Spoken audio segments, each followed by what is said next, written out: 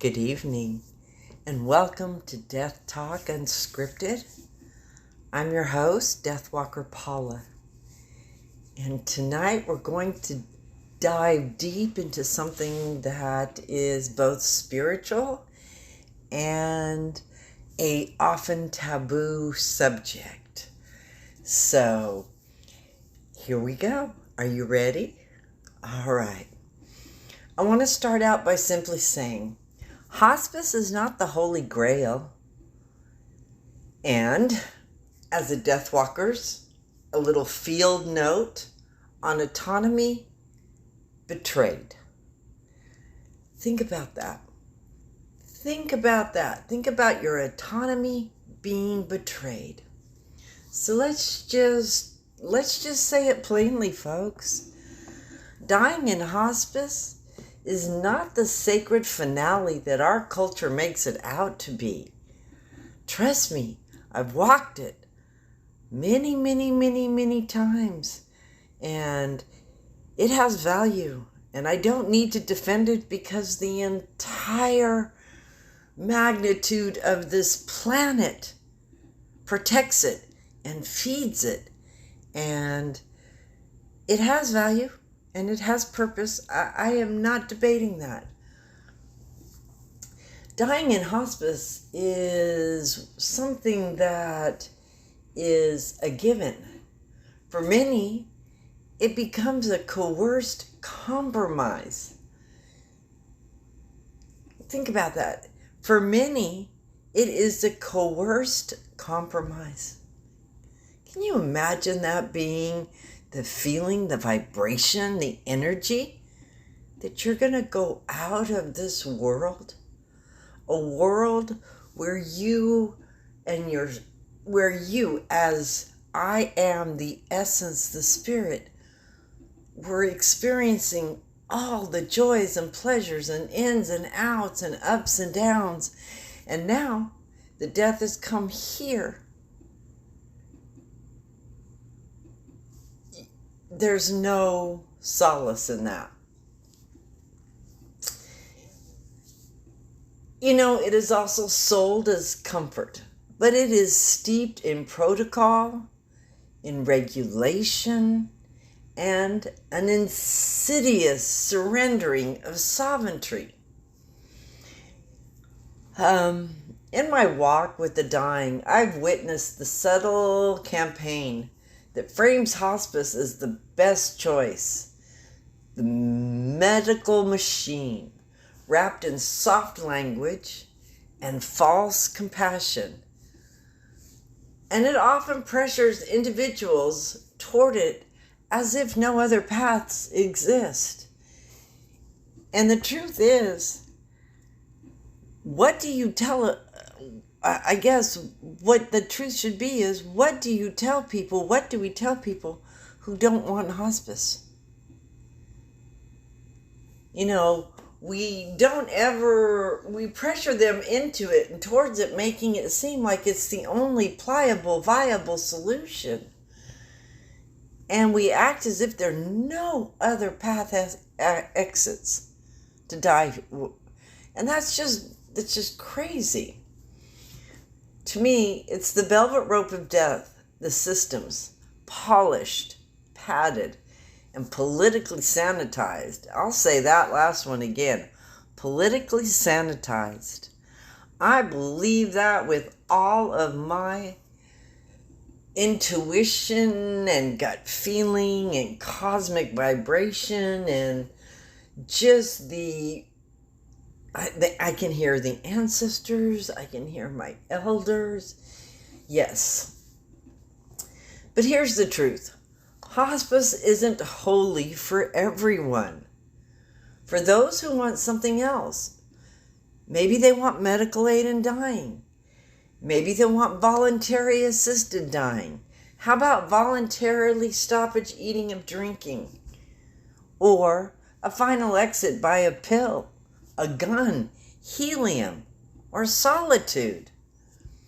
Their vision is painted as taboo, dangerous, immoral. Their choice is policed Their truth is silenced. Can you imagine can you imagine that being the emphasis on hospice? What would we do if that's how we treated the people who are doing hospice right now?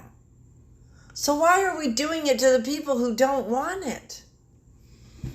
To die in a way you never wanted isn't just tragic, folks. It's traumatic.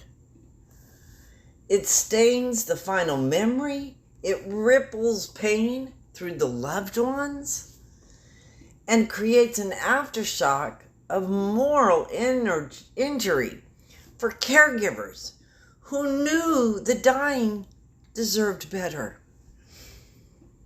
I mean, we have to honor at some point. We have to be able to step back and honor death. And we have to honor those that are dying. Because they are the most important vibrations, essence, people in the situation. And to not hear them, to not know that the hospice is not a holy grail for them.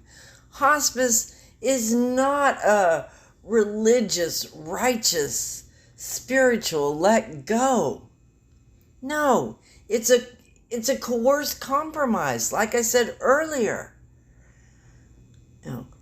And there's shame and guilt, and there's all this, hurting them here and hurting them there. These are dying people. These are dying souls who have more clarity, have more wisdom, have more understanding of death than anybody else in the room, because they are so close to it. They can feel it. They can breathe it. Their bodies are already acknowledging it. And yet, we completely ignore them. When they're the specialists, when they're the experts, because they're right there in it. Right there. Totally in it. And yet somehow, all of us out here, we know better. Yeah. And again, it is just not, we frame it as the best and the most compassionate.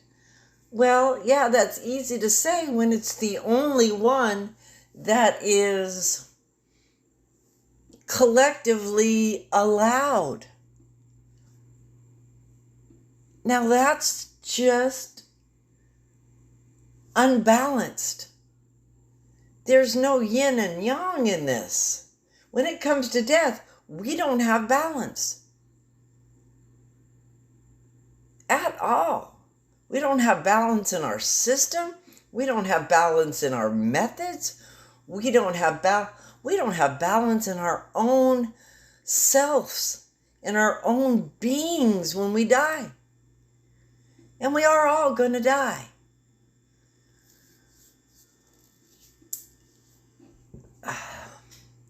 Imagine being told you desire, or imagine being told your desire to exit on your terms is illegal.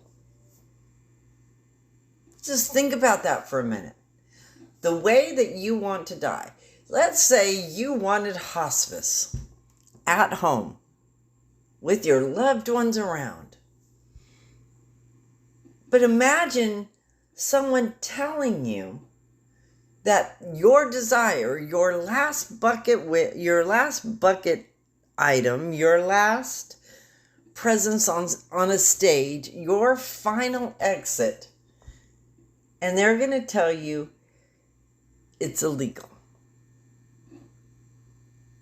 That's being done over and over and over when it comes to medical aid and dying. It is, it's not illegal, but they make it so very hard to attain. Because why should they, when they can just herd you right over into hospice? And imagine being watched, judged, or manipulated out of your deepest longing for peace. Just think on that for a minute. Imagine, close your eyes.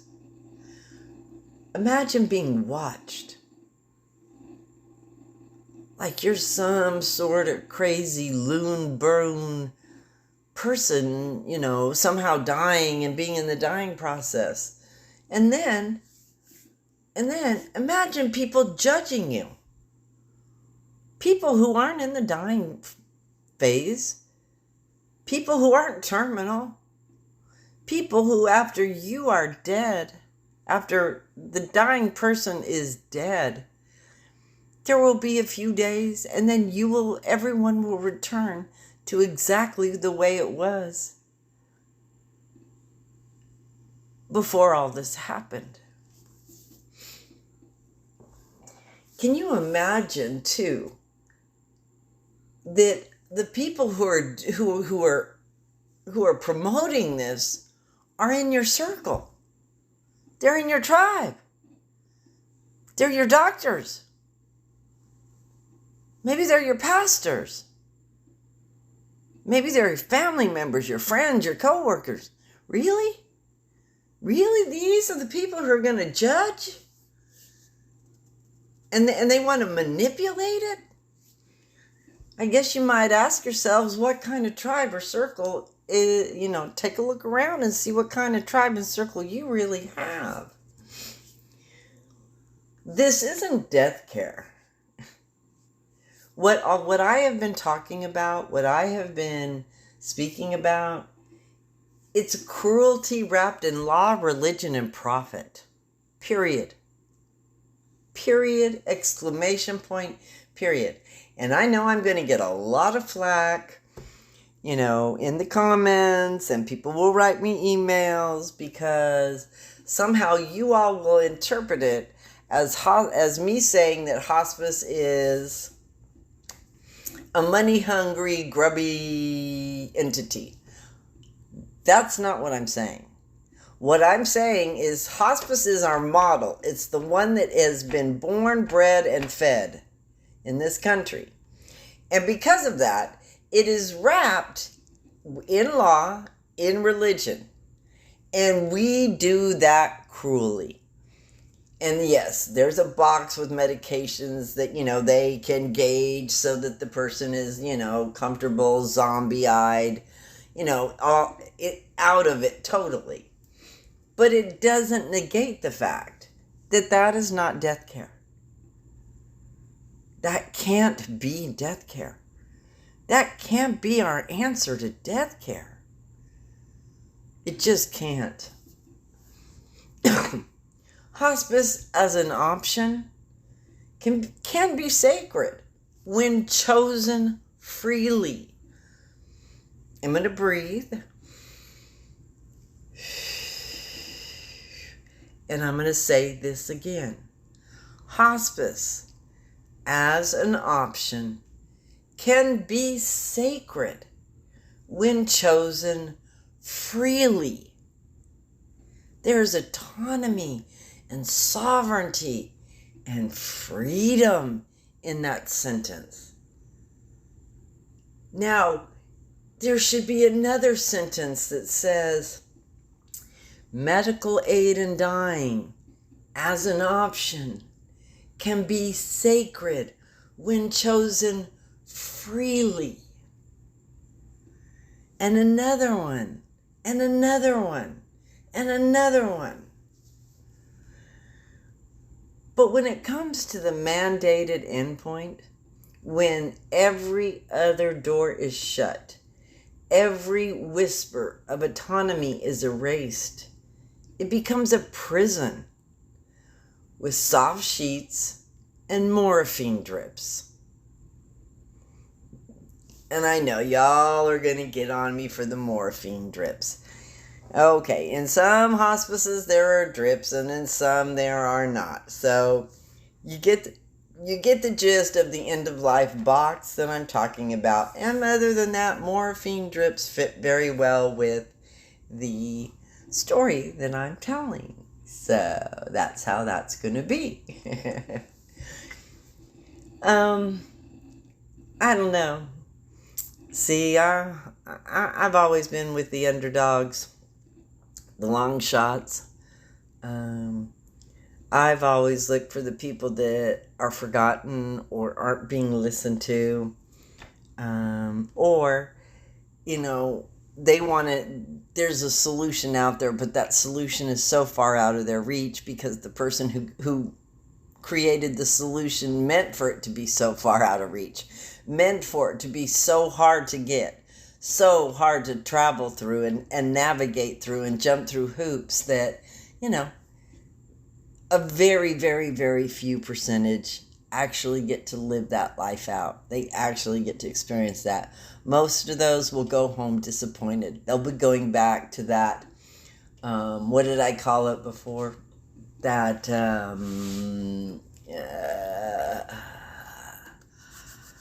compromise, that confined compromise. So I'm going to say this from a death walker's point of view. I'm going to speak it from the dying. And I guess they would say, we, the dying, are tired of the living stealing the mic. We want the mic. We want to speak, drop, and die. Drop that mic and die. Unless you are the one cradling death in your body, unless you feel the ache of autonomy denied, your opinion is irrelevant. Stop making death profitable. Stop making death impersonal. Stop making the dying disappear in systems that serve themselves. Stop taking their sovereignty. Stop making them compromise. Let us reclaim the fire, the silence, the ritual. Let the dying die their way. Final exit, pills, helium, guns, solitude, however it is. It must be sacred to the dying person. It does not have to be sacred to anybody else. Nobody else. It just doesn't have to do this. And here's the other thing. I will speak with my clients about all the methods available, even if society still labels them taboo. That's a society problem. That's not a dying person's problem. Let me say that again. I will speak with my clients about all the methods available, even if society still labels them taboo. You see, that's a society's problem, not a dying person's problem. So, I guess for me, I'm going to close with my service is to the dying person, then the caregiver, then the family, then the medical teams, then maybe the system. You get my drift? So I want to close with a big namaste, so much love. And please, please, Death Talk, Unscripted, Be real, folks. It's time. It's beautiful. It is soul beauty. Trust me, once you get into it, once you start treating it with reverence and sacredness and ancient ways, giving it ritual and meaning, giving everyone a shot to die on their terms, in their own way. Good night. Be well.